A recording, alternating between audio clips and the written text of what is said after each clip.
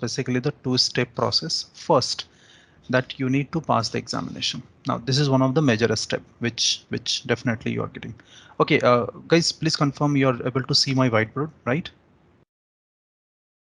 Yeah, we can. Okay, great. So, wow, yeah. And the second step we have here, it means apart from passing the examination, the another important thing which you have to take care is to get endorsed, right? So what do you mean by endorsement? So here you need to prove that you have the necessary experience in the information security domains. Remember guys, in CISSP examination, there are total of 8 different domains we have. That means you will be tested against these 8 different domains only. Right? Now, what is this 8 domain and what are the content we have in this 8 domain? I will be covering soon. But one important thing that when you attempt the examination, when you pass the examination, after that, you need to prove your experience, right? You need to prove your experience in any 2 of the domain out of 8, right? Now remember, some of the domain is in the networking, some domain is in risk management side, some domain is in assessment side, some domain is in software development side. So IC Square also understand that none of the guys actually mostly having all the experience. I mean, they might not have all the experience in different domains. Okay, but if you have experience in any 2 of the domain as well, okay, that is sufficient for getting the certification. So after passing the examination, you have to prove that you have the necessary experience in any 2 of the domain out of 8, which we will be discussing in our session. Right, and you will select what 2 domains you actually have the experience. Right, now this experience, this 2 domain experience, at least remember, if you have more than 2 domains experience as well, that one too you can prove. But this experience total cumulative should be 5 year. It means at least they are looking for the 5 year of experience. But there is a possibility that you are missing by 1 year. In such case, you may get 1 year of waiver if you have some security certification. Like if you have CEH, if you have security analyst, if you have a networking certification as well. So there are some list of certification which is already published in the IC Square website. Okay, which you can use it as a reference, right? Which you can use it as a reference for doing the same. So you must have 5 year of experience. Out of 1 year of waiver you can get, and that to claim that waiver, definitely you have to uh, submit the information, necessary information through which you can say that yes, I have the necessary experience here, right? So that is all about the examination. So make sure that you first pass the examination, then you need to prove the experience in any 2 of the domain out of 8. Now what is those 8 domains and what exactly we have here? Now for that, you can also check the official documentation present on this IC Square website. In fact, let me show you the same.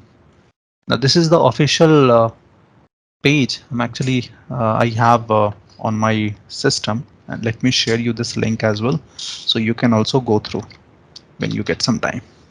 Okay. Now already mentioned what it is mentioned there what exactly the CISSP examination is all about.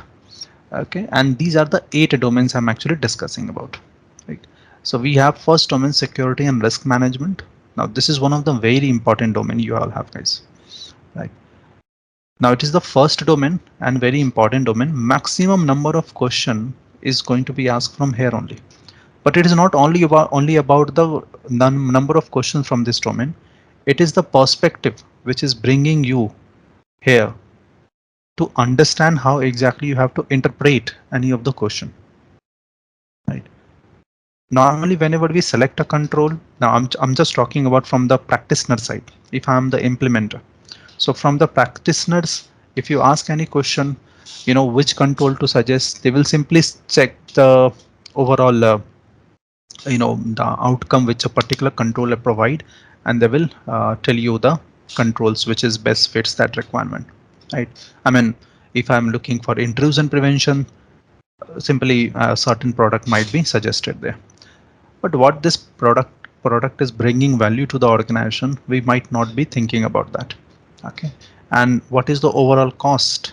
Okay, is that cost is basically fitting my requirement? I mean, I may be losing $1,000 if I don't implement the control, and to to implement the control, I'm purchasing a control which might be costing me more than $3,000.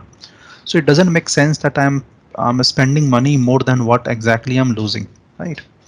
So that cost and benefit analysis is actually one of the very important thing which we need to understand here, and definitely that is what the value this particular domain is actually going to brings in. So we need to change our perspective that when you're selecting a control, it is not only about the end objective it is producing. Definitely that is one of the most important thing, but at the same time we have to understand that at the end of the day the funding will be done by the senior managements there. They will be actually accepting, but again you have to present the total business case, that why exactly that control is required, what is the requirement of that control. These things you need to convey to them, right? And that is where this domain is going to comes into the picture. So coming to one more important thing, that for that I'm referencing the IC squared uh, book, and that is from CIBEX publication.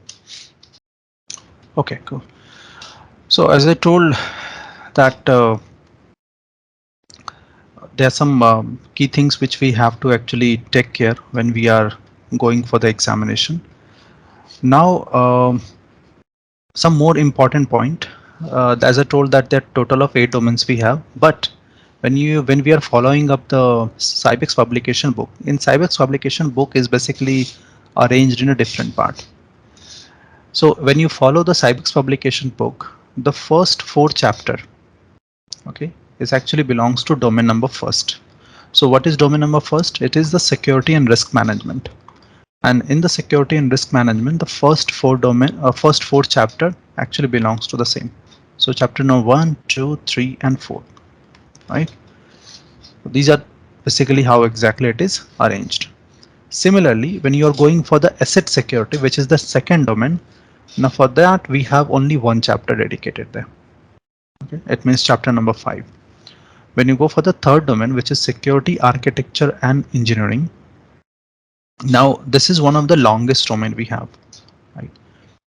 Now why I'm saying that there are lots of content we have here which needs to be digested, and one of the very important content from the examination perspective is the cryptography.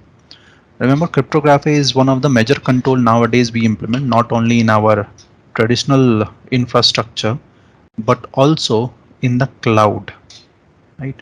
So in the security architect and engineering domain, we will be discussing on the different set of encryption options. Then we will discuss the security model, and then we will be discussing on the physical security as well. There is one more important thing we have from the same domain, that is on the hardware security. I mean, talking about hard disk, RAM, ROM.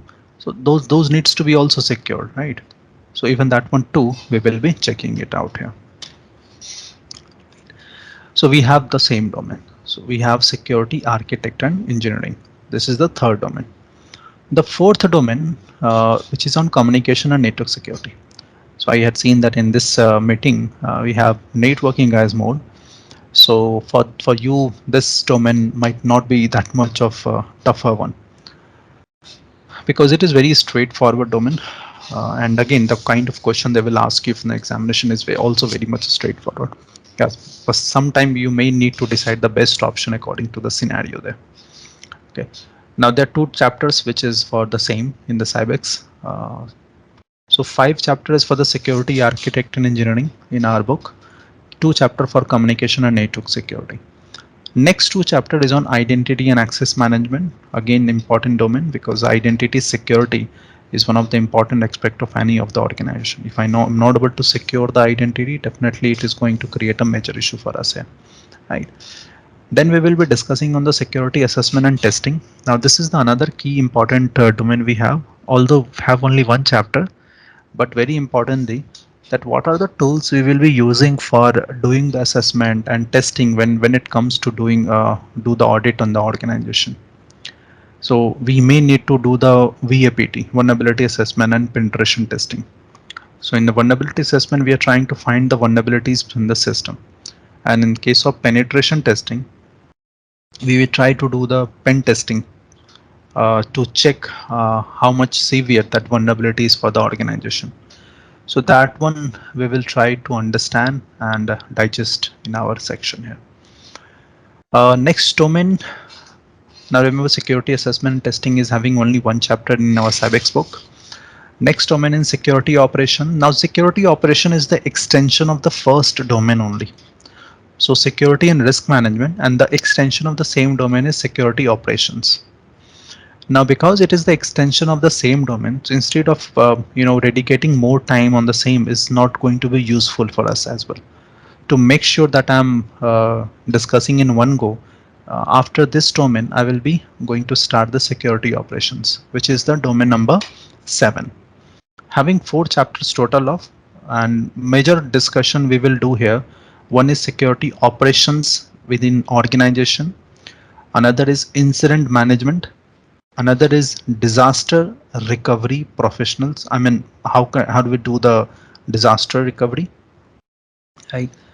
So these are some of the, and then there is one more chapter, and that is the ethics, which in the cybersecurity world we need to actually follow up, right? So these are some of the important point we will discuss. It means just after the security and risk management, I will discuss on the key incidents and the disaster recovery tools which is available around us. And finally, the last domain we have is software development security. Now 2 chapters here. Software development security will be discussing on the best practices which we need to follow to develop any application. So remember, here we are not going to focus on how do we develop the application, but we will try to discuss that whenever you develop any application, what are the major frameworks you need to implement and integrate there. Right, frameworks basically going to provide you the structure and guideline. Right, so that is the important goal of any framework. It will provide you the structure and guideline to implement the control. So the same thing we will check. And then multiple different kind of risk which in your organization you may face there when you're developing any application.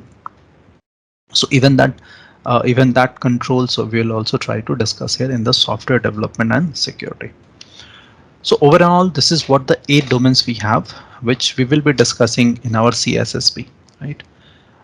And one important thing, because there are lots of content in the book, so I will be discussing about some of the core component which you need to make sure that you are recognizing it for your examination preparation and definitely for your job role as well there. Okay. So any question, guys, for so far from this information what I have passed so far? Anything confusing from the examination point of view?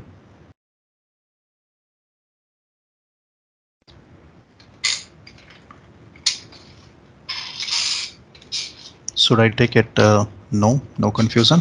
I have one question. It's fine. You It's can go nothing to that. like with the domain. So you said that after the pass the exam and we need to prove our experience. So how we need to submit Huh. So that is the experience or what is that? How it will be? So yeah, great. So it's a valid question. Like if you pass the examination and if I need to prove the experience, okay, how exactly we can do that? I mean, what are the information we need to submit to IC squad so they understand that I have the necessary experience, right? So for that, see, there are 2 ways for that. First, if you know already some professional guys, I mean, let's suppose you know me, okay? So in such case, what you'll do, you will actually going to select me as your endorser, okay? In such case, you require my ISSQR ID and my last name, right? So after giving that information, there is a tool available at ISSQR portal, which is used to do the endorsement. Right? So in the ISSQR portal, after the examination, that portal will be highlighted for you. You need to submit your necessary information, and when it comes to information, you can simply say that okay, I have the necessary experience, and for that these are the documentations which you can utilize. Like you can, on the first go, you can submit your CV as well.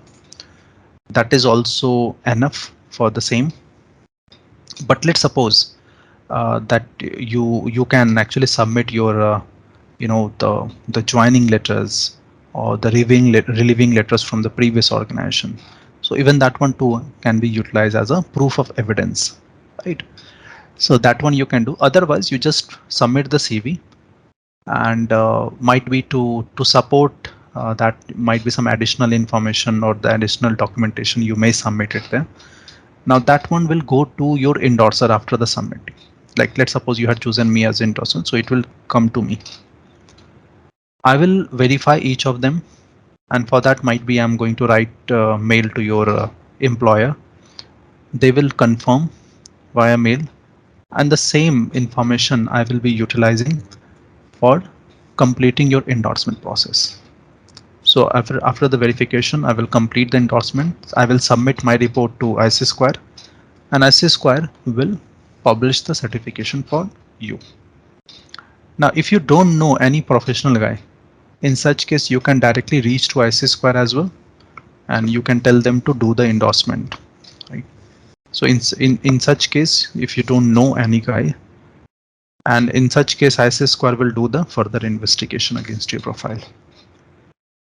Now, even if you know any professional guy and you had told them to do the endorsement for you, there is a possibility that your profile got randomly selected for the further investigation. Now, again, it is not happening so frequently, but there is a chance that your profile has selected randomly as a for the further auditing. And in such case, ISSQR will do the audit against your profile, will verify, and then only they will issue the certification. So this is how exactly it works. So coming to your question, a normal CV can also help, where you can actually list all of your experience and against which domain you are actually proving your experience. Even if you can provide this information, that is also very useful. I hope you got the answer. Yes, thank Also, you. just to add to that, I know that if you pass the exam, Mhm. you can. Do they give you 6 years? To if you've not got the experience, they give you 6 years to build the experience after the exam and submit within Correct. that 6 years. Yes. So even if you don't have the experience, in such case, what will happen? Then you can actually first go for the associate certification. So remember, there are two certification we have here: associate level and professional level. In professional you have to prove your experience, but in case of associate you don't. So if you're going for associate level, it means you already know that you don't have any experience for now, and in such case ISS Square will provide you total of 6 years to gain the necessary experience. Okay, so you come after 6 years, provide the necessary information to ISS Square, and then they will issue the certification to you as well. But for that, if you don't have the experience, it means if you're not looking for professional certification. But remember, mostly organizations are looking for professional guys there. Specifically, if you're looking to join some organization based on your uh, you're trying to switch to some organization. In such case, definitely you may require the professional certification. Otherwise, you can apply for associate certification as well. Okay.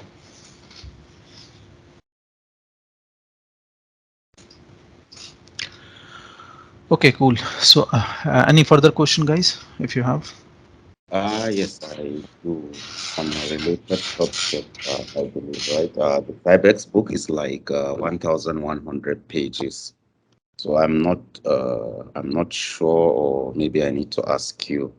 over the course of the training, will you give us areas or chapters within the book that we need to read, or we need to read the book end to end, basically?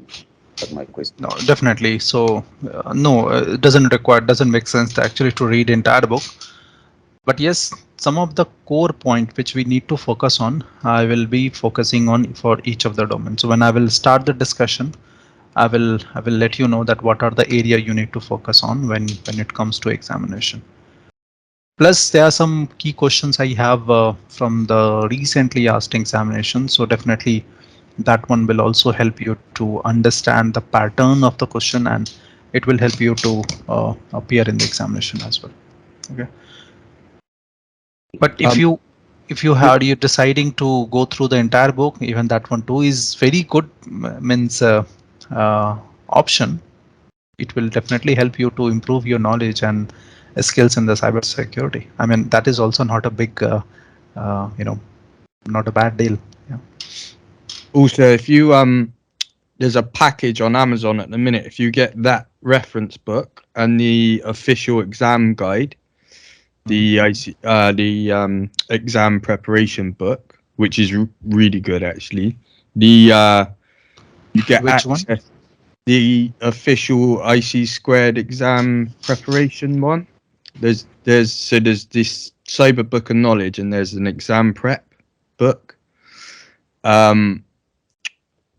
If you get that one, it gives you, I think it's not a lot, it's like $50. It gives you access to the official IC squared exam dumps. So you get 900 questions, and you get pre-built flashcards as well. Yeah, so that's definitely they're really useful study guides, you know. Mm-hmm. Okay, so that is okay. Means it's totally your call whether you want to purchase any material, books or something like that.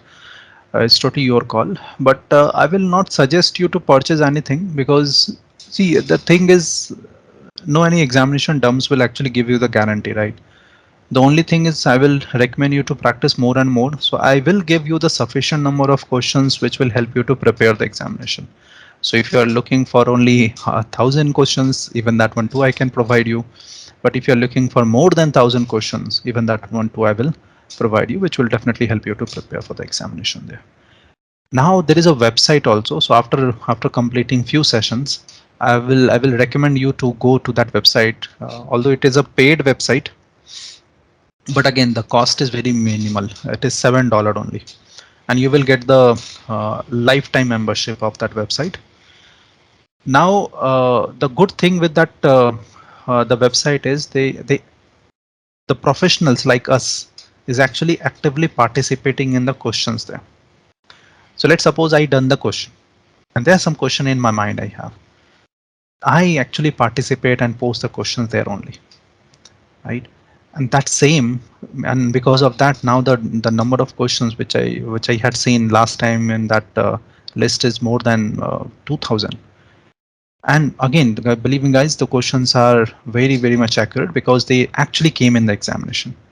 I had actually seen many of my participant has actually taken the help of that website. The cool thing of that website is that it's not like some experts are actually giving the answer there. It is like us only participating, debating on the responses, and you might see that the highest number of people has given vote to a certain option there, and what was the reason that that discussion also is there. So I will share you the link of that website. Definitely that website will help you. But apart from that, see the the the point is even ISIS squad cannot provide you the official exam dumps, right? And that is one of the reason I'm saying that you may purchase but may not be very much useful for you there, right? So it's totally your call if you wanted to go for the same, but I will provide you the sufficient number of questions, so I don't think it is actually required. Okay, coming to the examination questions there. So recently there are some changes happened there, guys.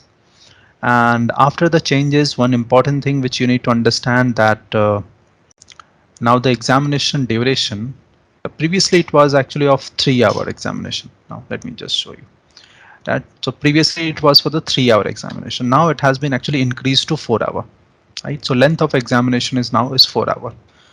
And the number of questions you will be facing in the examination is minimum 125, right, and maximum 175.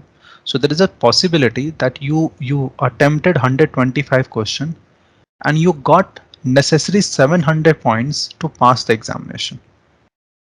You don't need to actually proceed further, right? And in that case, examination stop, and you may take your response from the examination center. So remember, in the screen they don't show any result. You have to get the printed paper after the examination, and there only they had declared your outcome. Okay. So in minimum number of question 125, you may pass the examination, or there might be a possibility that you may reach up to 175. And if you get the 70%, then you will pass the examination. I mean, total of 700 points you have to obtain to pass the examination. So minimum number of questions you are going to face is 125, and maximum number of questions you will be facing is 175. There is a possibility that your examination is stop at 125, or there is a possibility that your examination is stop in between 125 to 175 as well, right? But remember one important thing: if your examination stop in between or at 125, it not always mean that you pass the examination. There is a possibility that you may not able to succeed the examination, and you may have to work hard. Means some of the domain you may have to work hard there, right? So in such case, that information will be printed onto the paper. You can see that in which domain you need to work hard, and get the examination result after that. So over and all, previously the number of questions was 150 maximum, but now it has increased to 175. Previously the number of duration was 3 hour, but now it is moved to 4 hour of examination there. So I believe they had actually increased 25 question, and for that they had provided you 1 more hour, so that is sufficiently enough. But the only thing is this duration, that 4 hour of sitting is actually going to be problematic. You may take some break as well in between. So again, definitely it is the testing center who can actually allow you for the same. Now this is the domain list, and I already told that maximum of questions you will be getting it from the first domain itself, security and risk management. So 15% of the weightage is actually there from the first domain. But apart from that, we have other domains, and you can see some equivalence here with architecture, engineering, communication, and network security, and IAM. It means if these 4 domain and including security operations is good, so if you're good in that, so maximum of chances are that you will definitely pass the examination there. And because of the weightage, I'm actually saying. But apart from that, SS security is having 10% of the domain weightage. 12% of the weightage is on the assessment and testing, right? And then another one is the software development security, 11% of the weightage for the examination, right? So this is about the weightage, and you have to actually create a strategy that which strategy you will be selecting for cracking the examination. You might be going with the weightage itself, 15% of the weightage. That one too is not a bad idea. You can actually select the same for your preparation, right? Another thing is CISSP recently, for the ICS score I'm talking about, recently they started with one online based examination as well. And apart from that, if you are a non-English user, so remember this is basically for the English user. So if you are giving examination in English language, in such case this duration is. But if you are a non-English user and if you're trying to do the examination there, or if you are trying to attempt the examination online. Now remember, online examination is not easily available. I mean, it is not frequently available, not easily, I can say. So what do you mean by this frequently? Frequently means from the last 2 year I had seen, specifically because of this pandemic. So from the last 2 year, they started they started doing the testing of online examination. Means you can do your examination from your home as well. For that, you require a quiet room with a stable internet connection, and then you can do the examination. So if you're doing online or if you're a non-English user, in such case, this information is for you. So the examination length is going to be of 6 hours in such case, and the maximum number of items you will be facing is 250. Okay, and again there is no any minimum. It means the examination will not stop in between. You have to attempt all the 250 questions within 6 hours, right? Again, it is going to be multiple choice question only. Some question you may get mix and match, where you may have to match the correct options in front of the correct domain. And again, same 700 points you have to obtain out of 1000 points to pass the examination. This examination is available in Chinese, German, Korean, Japanese, and Spanish. So if you are the the native user for these languages, in such case you can go for the 6 hour examination, although I will not recommend, because it's actually sitting for 6 hour even is actually going to create a very problem there. You may not able to concentrate for that much of duration. Okay, now if you see here that the weightage is same exactly, so there is no any such changes in the weightage. So the same information we can use it here as well. And then definitely the domain and the different information about the subject. Now that one I'm not going to take time here, because we are all going to start the same, so it's not making sense to discuss the same. And you can download it and at your local system. I already provided you the link, so you download and just go through that, the kind of content you need to focus it on from the each of the domain there. Okay, great. So this is what the some of the limited information I need to pass before I start any of the domains. Very much useful for you, right? So now if you let's just let me know if you have any question from what we had discussed. Otherwise, I'm okay to start my first domain for the day.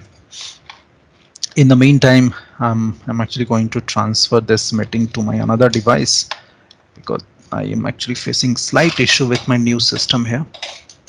So just in the meantime, guys, we can take a small break here of 10 minutes to refresh ourselves, so we can come back and start our discussion. So is it okay for you all? Yeah, thank you. Okay, great. So it's a 10 minute of break, guys. Let me just transfer the meeting on my another device quickly.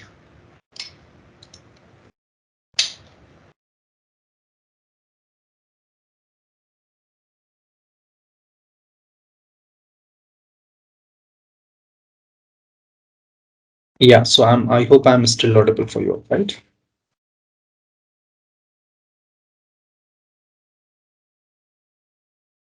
Yes. Okay, cool. So now I'm actually in my another device. So guys, what I'll do, I'm going to share my screen for a break timer, or you can just start the break here. For the 10 minute, we will be taking a break here, and after that, we will start our first one here. So take a break of 10 minutes and then come back. Thanks, guys.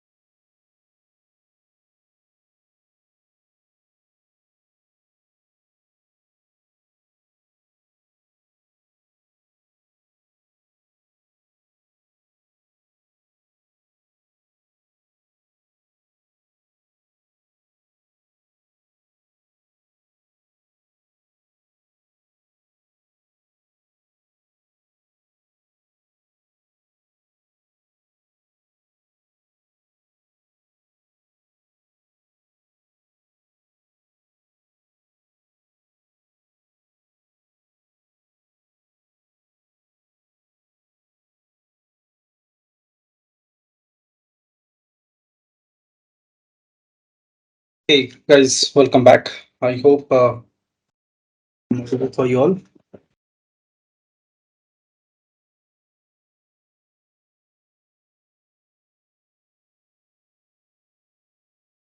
Guys, can you hear me? Yes, yes, we Yeah. can. Okay, perfect. Thanks. Yes. Okay, great.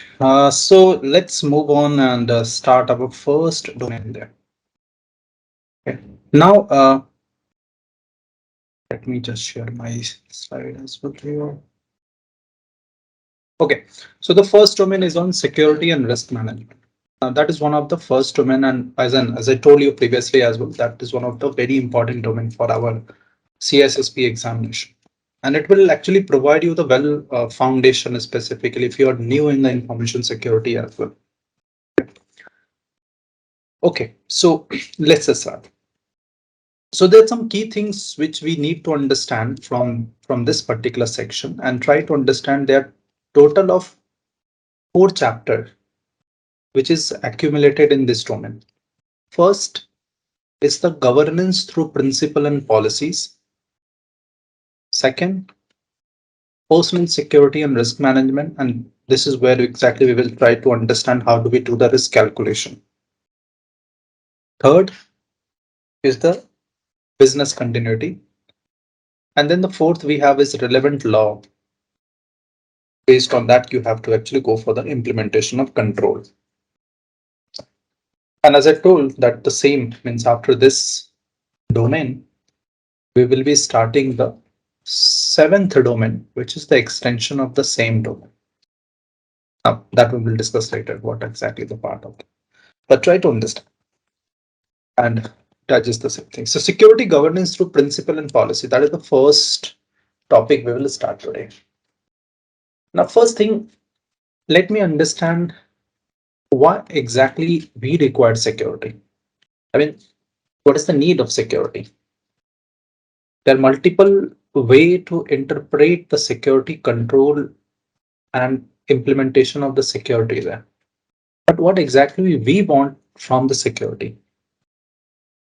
Remember there different key pillars we have for the security, which definitely you are actually looking at.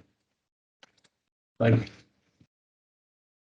Remember, is important. Definitely, security is important. As we may understand already based on that communication which we are doing on a daily basis, based on the things which we are doing on a daily basis. But like you must be receiving some mail, you must be sending some mail, you must be browsing the internet websites, right? So the multiple activity nowadays we do. We order food, we order vehicle, we communicate. So actually we are surrounded with lots of different applications around us. There is complete chance that at some point of time we done some mistake. We had did some mistake, right? And that mistake is actually going to leads to the compromise of the sensitive information which belongs to us or might be belongs to the organization, right? See, at the end of the day, our objective from the security is basically to make sure that we create a secure environment where we can provide the proper privacy to our information. So at the end of the day, security is important because it will help you to ensure that you and the organization is able to you know do the business securely. Organization is able to exist and operate in case if any kind of threat, even if it is present in the environment. Remember, security, most of the time we are actually thinking about a kind of control which will help us to manage the risk. That is correct. Definitely security goal is basically to manage the risk. But try to understand that security should be viewed as an element of business management,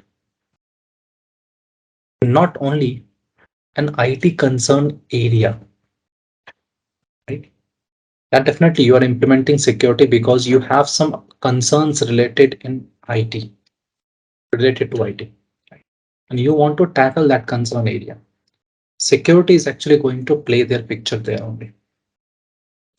So information security or security is basically one of the major element through which you are trying to enhance the overall operational activity of the organization by implementing necessary care on the core element of the organization.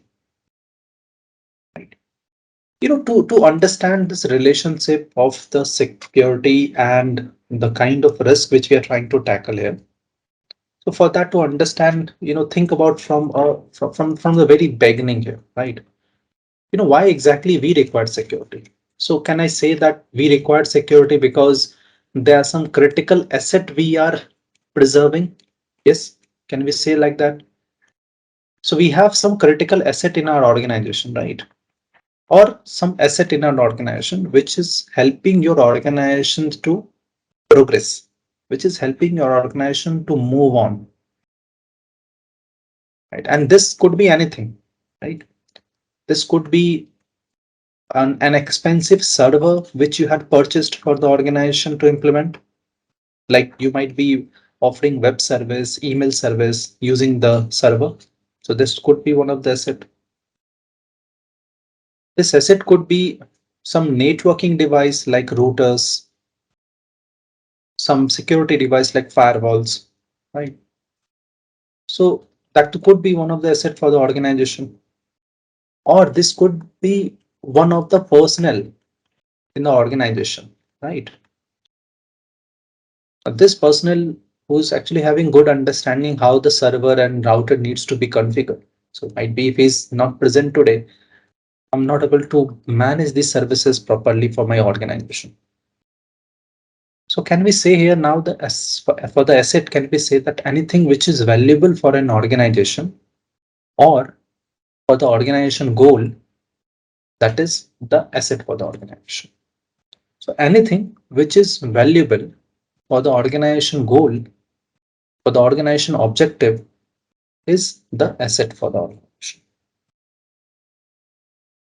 Now, problem here is that if you have some asset, that then not only you are interested to utilize that asset, your competitors, attackers are also interested to utilize these assets. But this time not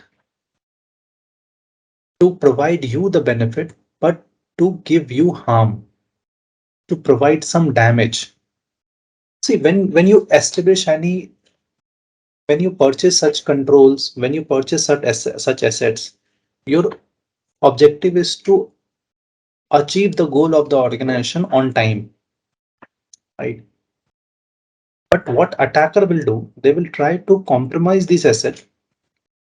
So you may take some time to repair this asset, and in the meantime, your goal, the achievement of goal is actually going to be delayed, or it might be you're not able to achieve. Right. This is what the motive of attacker. And again, there could be different motive of the attacker. They could be funded by the different organization to just give you harm.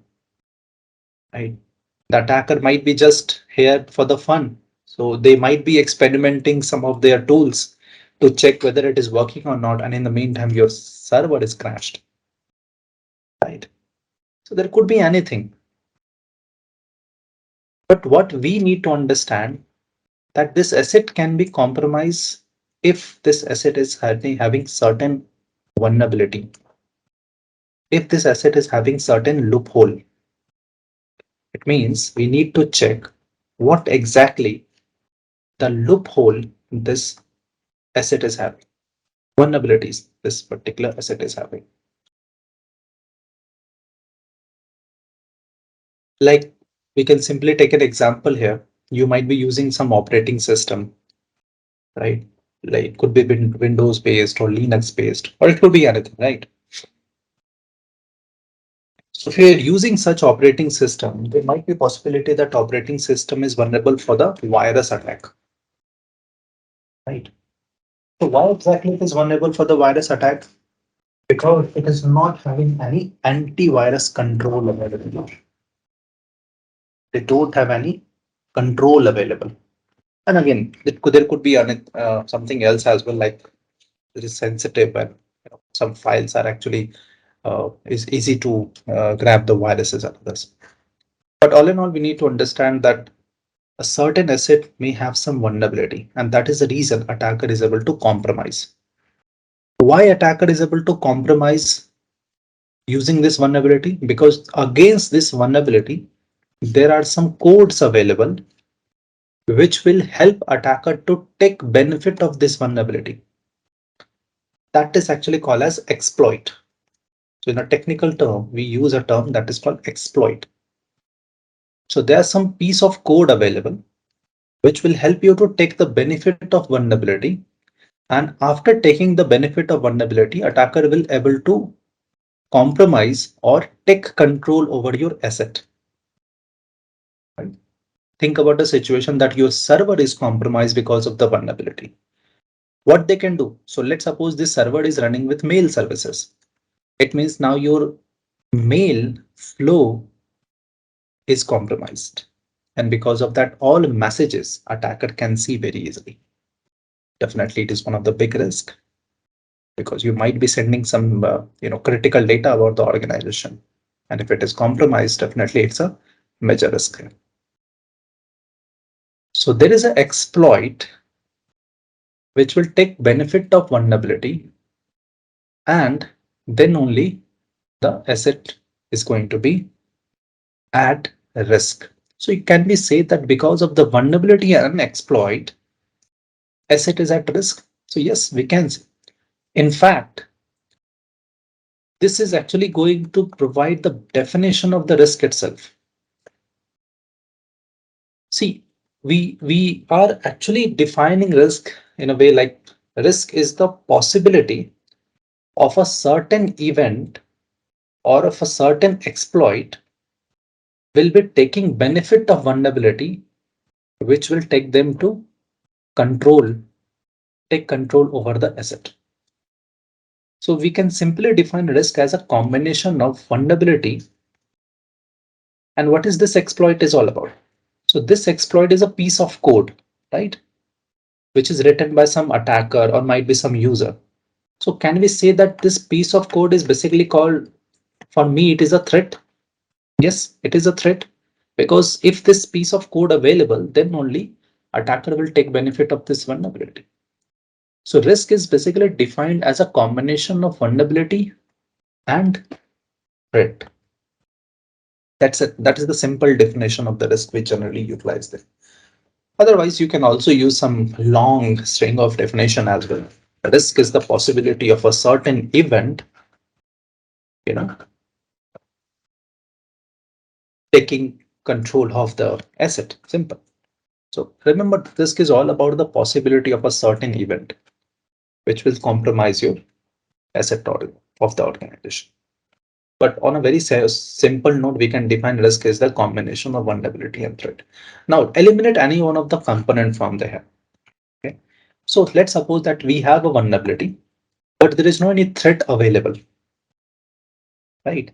So can my asset will be compromised? No. Because to compromise the asset, not only the vulnerability is sufficient, but there should be something available so attacker can take benefit of that vulnerability. Right. Now, if it is not available, then attacker have to wait for that one to get created first, or attacker itself is going to create that. Definitely in both of the cases is going to take some time. Right. So this is the very important point which we need to understand, that risk is the combination of vulnerability and threat. But whether we need to take action now or I'm going to wait for some time, it totally depends on the impact of that particular vulnerability. So when we are actually using this risk here, there is one more combination, one more point we can actually combine here, and that is impact. Right? Impact.